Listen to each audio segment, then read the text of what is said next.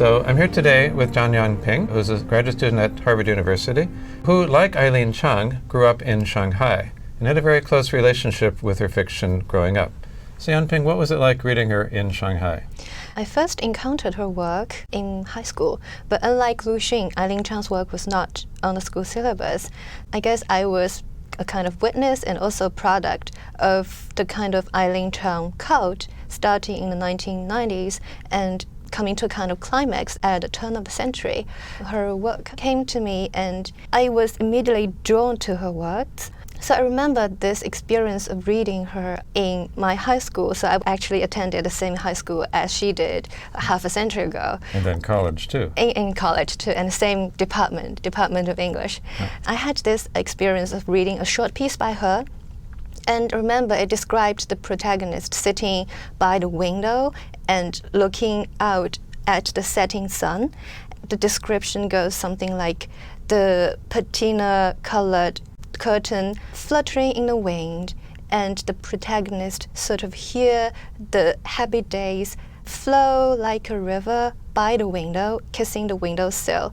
So at that moment, I experienced this sort of transcendence, like I felt as if I was transposed into the immediate surrounding of the author, of the protagonist, and as if I could sense the smell, sniff the air and see its textuality. You're really identifying very, very immediately with this fiction. Yeah, and I guess it is about the power of the language and her use of the image. So tell me about her language. So Yu Shun is pioneering the idea of writing in vernacular instead of a classical Chinese a generation before. What is her language like, and why do you think it had this power for you? The first time I read her, I immediately sensed the uniqueness and the difference of a language from the language of the writers of her generations in general. So her language is more reminiscent of the kind of traditional vernacular novels of the Ming and Qing dynasty, like the piquancy of the dialogue and the virtuosity of using the language and maneuvering these images.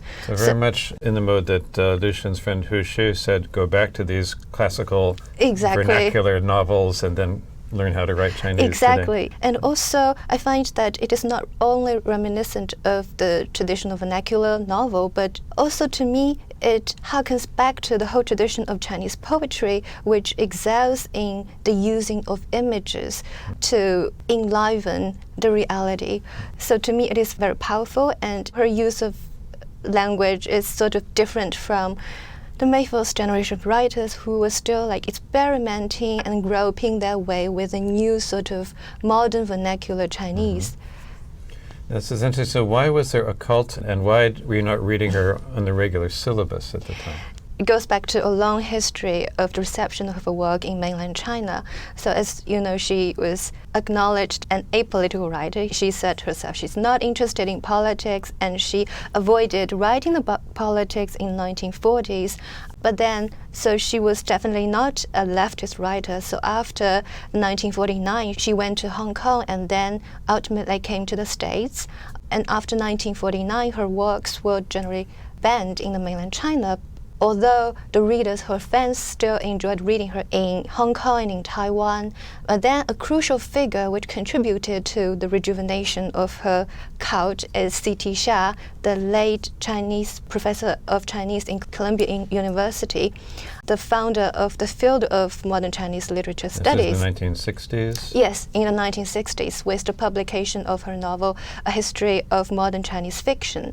So C.T. Xia, in this book, gave a reappraisal of the modern Chinese writers and rediscovered writers like Eileen Chang, Shen Congwen, and Qian Zhongshu. So the book became available to mainland Chinese scholars starting from the late 1980s and beginning of 1990s.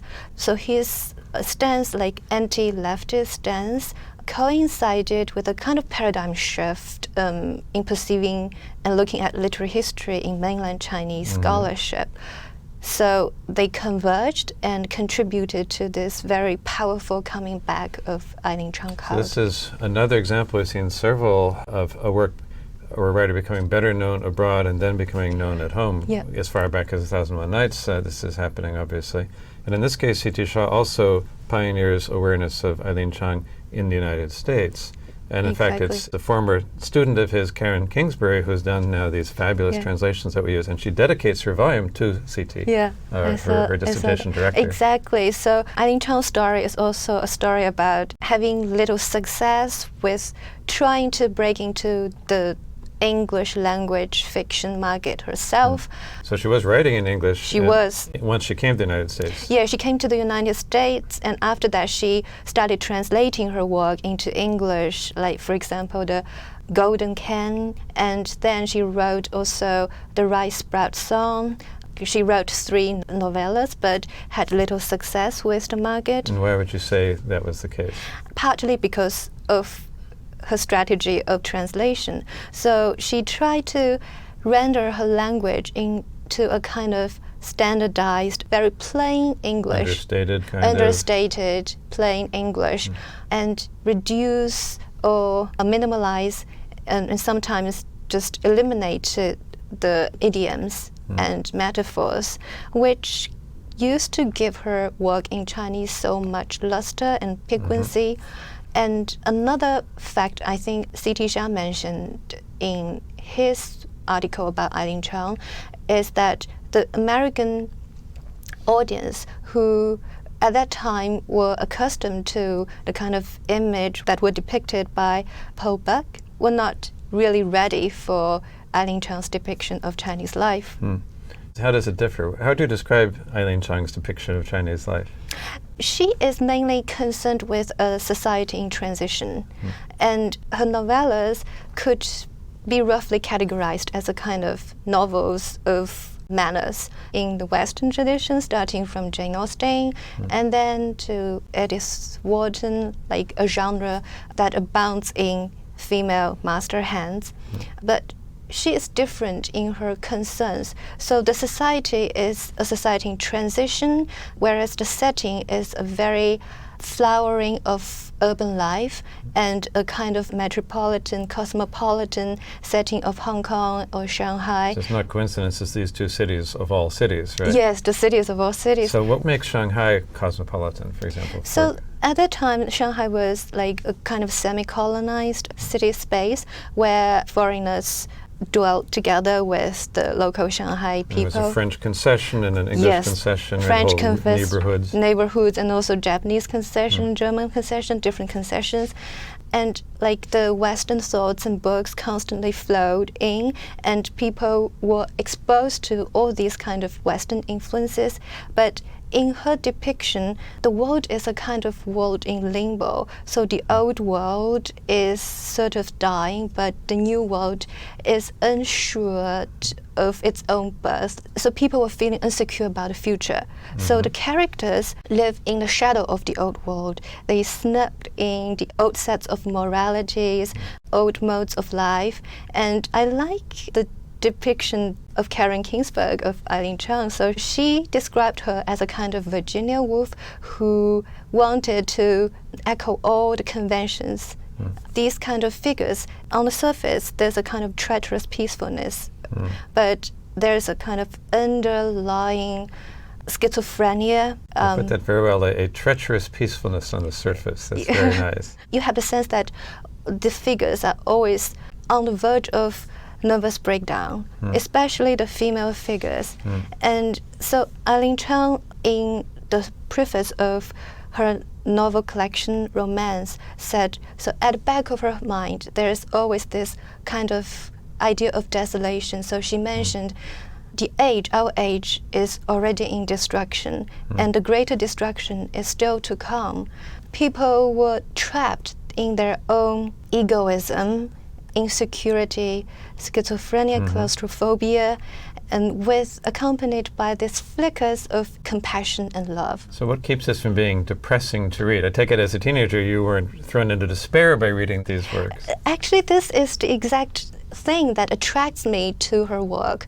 So she could be as comic, satiric as Jane Austen, and she could just describe the kind of wistful sorrow as in Edith Wharton's novel, like the feeling of not having really lived, but there's a kind of primitive passion, like a desolation, at the background of a novel that is related to her deep anxiety as a modern or semi-colonial subject, caught between the West and East, the tradition and modern. And a modern woman in a still very patriarchal Yes, society. in the modern woman in a patriarchal society. So she's mostly interested in depicting this sort of husband-hunting protagonists. Very Jane Austen-like in that respect. Yes, who cleverly manipulating the sort of relationships, like scheming, waiting, and also predicting others' reactions, intentions.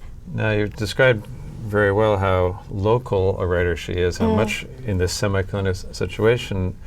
Reading her now in this country, how does she seem in English and as a kind of world writer now that you're reading her here? So reading her in a world context for me is an uncanny experience.